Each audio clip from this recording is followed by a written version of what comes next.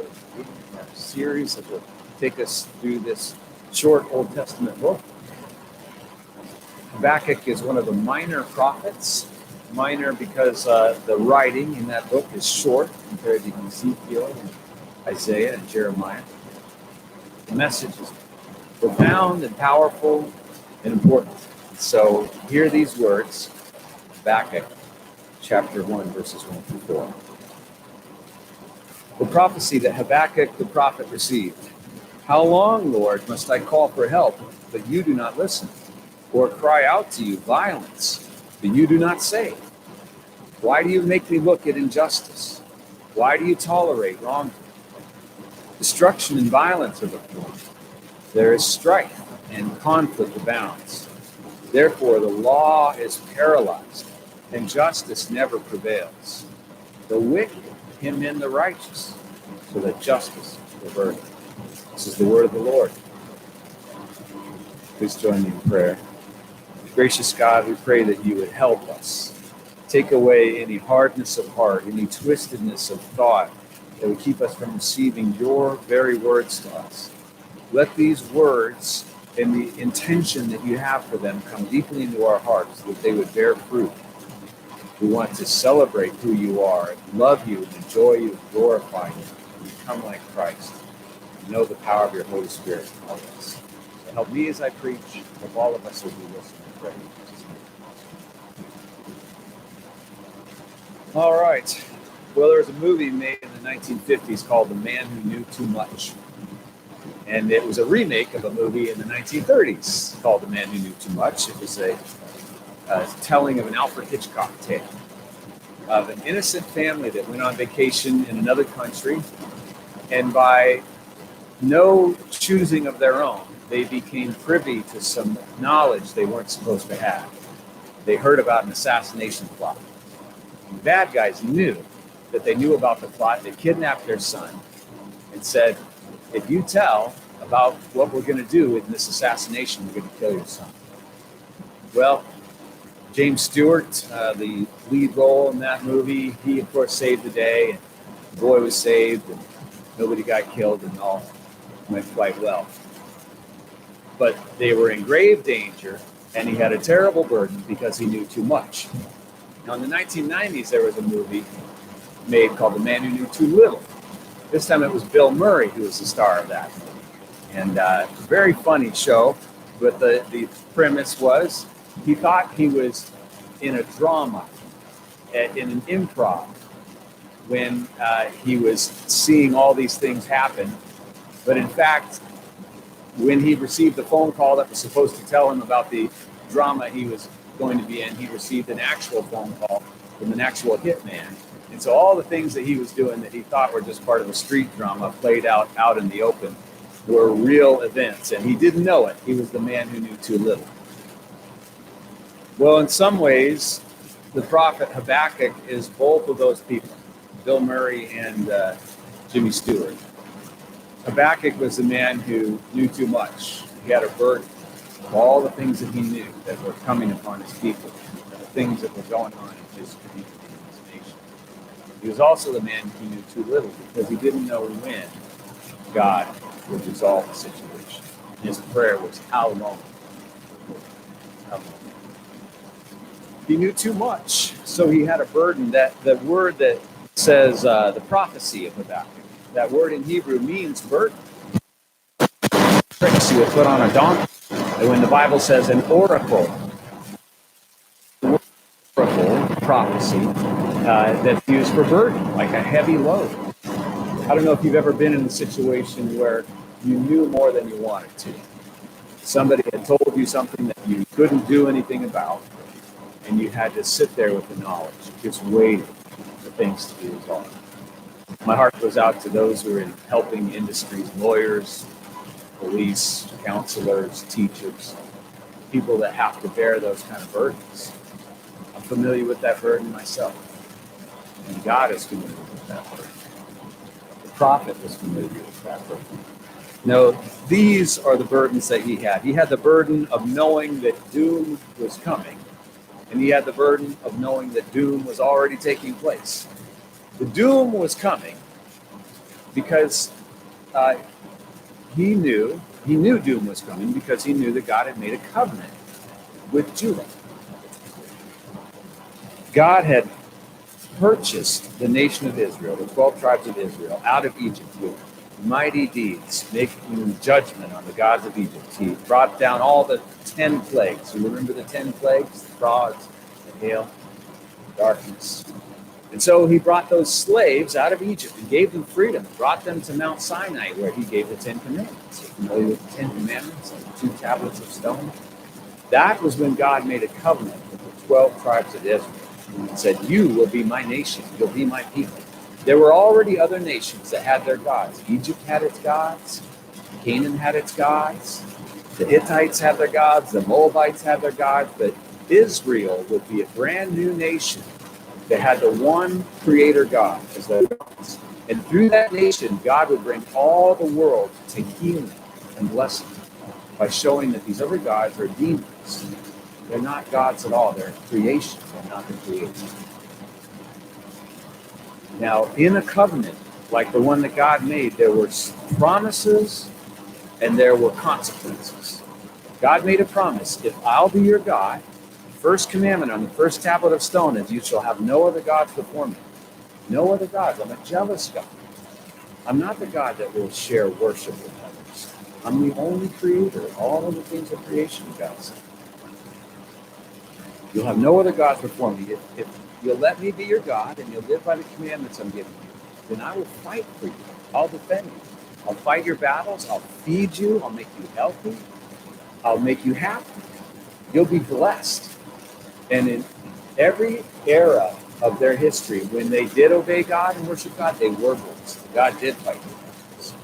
And God did make them well and heal their diseases.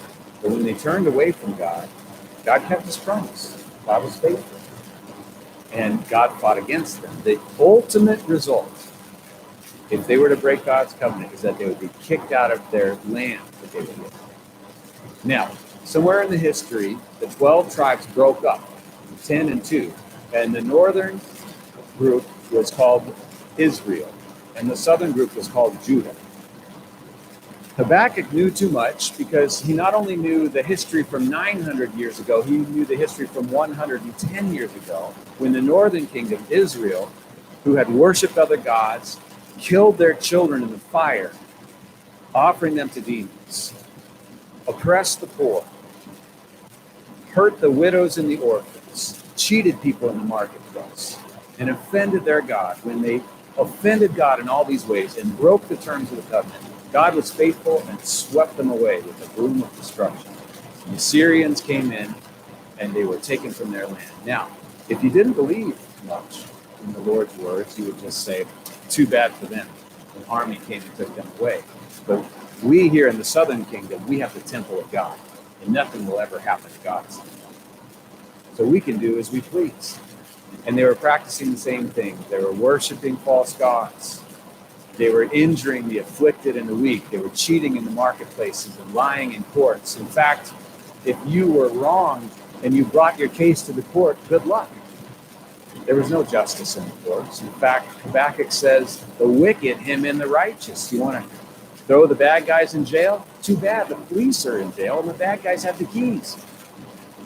The wicked enclosed and hemmed in the righteous. It was a bitter thing to see. Habakkuk knew what was coming. He knew what had happened to the northern kingdom 110 years before would happen to them. But he's not even complaining about that in his prayer that we read this morning. He's talking about the destruction he sees around him. That word destruction that we read is a word that means plundering, pillaging, like a robber that comes in and takes everything out of your house and then sets the house on fire. Not just content to take what you have, but bent on destruction. Those are the things he's seeing in the street. He's seeing injustice and nowhere to turn. He's seeing hearts turned away from God. He's seeing the breaking of the covenant. And he's asking God, when will you do something? Now, maybe you've seen too much. Maybe in the last year, you've seen some news broadcasts that you can't unsee. I remember once I got an email, I don't know, maybe 8 years ago. And I don't remember how I got it, but somebody sent me an email saying, in this attachment are pictures of what ISIS is doing. And I knew that if I were to look at those pictures, I would never be able to unsee the things I was about to see. I really thought about it. I thought, I don't have to look.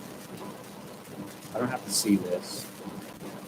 The problem with looking at violence is that you have two choices. You can either be traumatized by it or desensitized.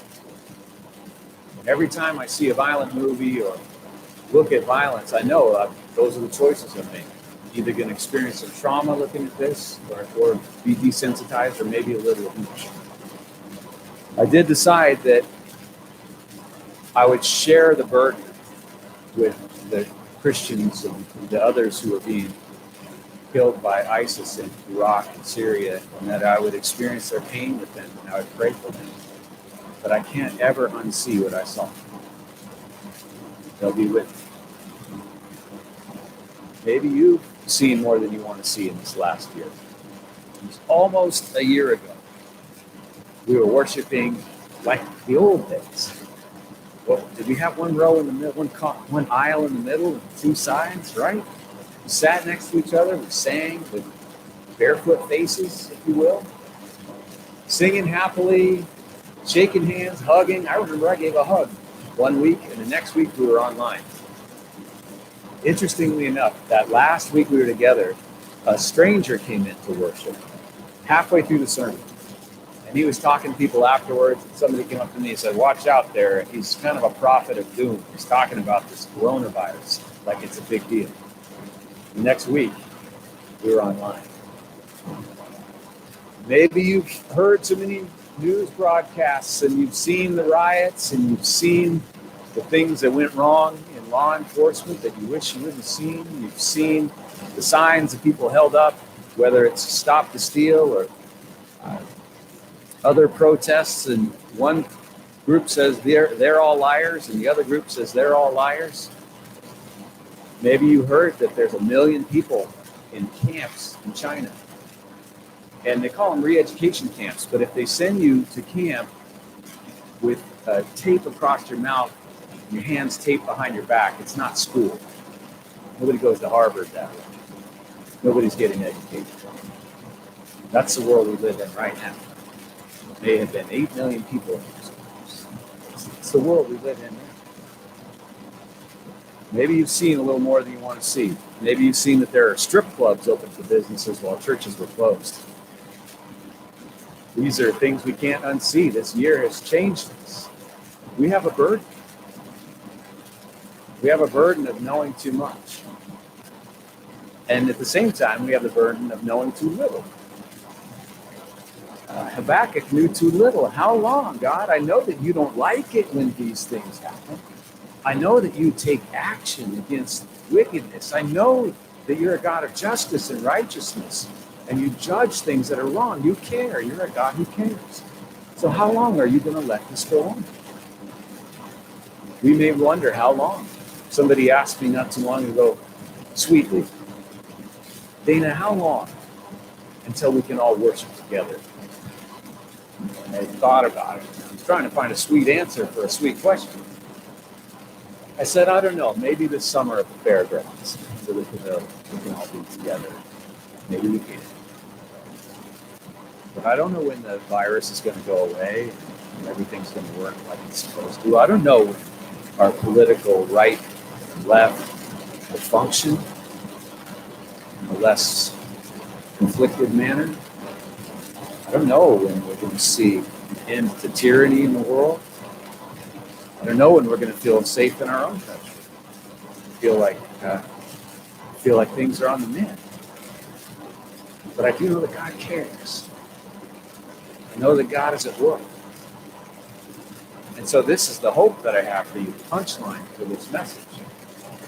I want you to imagine that you're putting together a big conference, like a TED conference. You've got a fantastic speaker. You put $50,000 down for this person to be the keynote speaker at this conference. The person gets up and says, after taking a drink of water. All right, we're ready for questions and answers. Never saying a word about all their expertise and all the things that people came flocking to this conference to hear them speak about. They just begin their teaching time with questions and answers. Well, that, my friends, is the book of Habakkuk. It's an oracle, a burden, a message from God, but all it is question.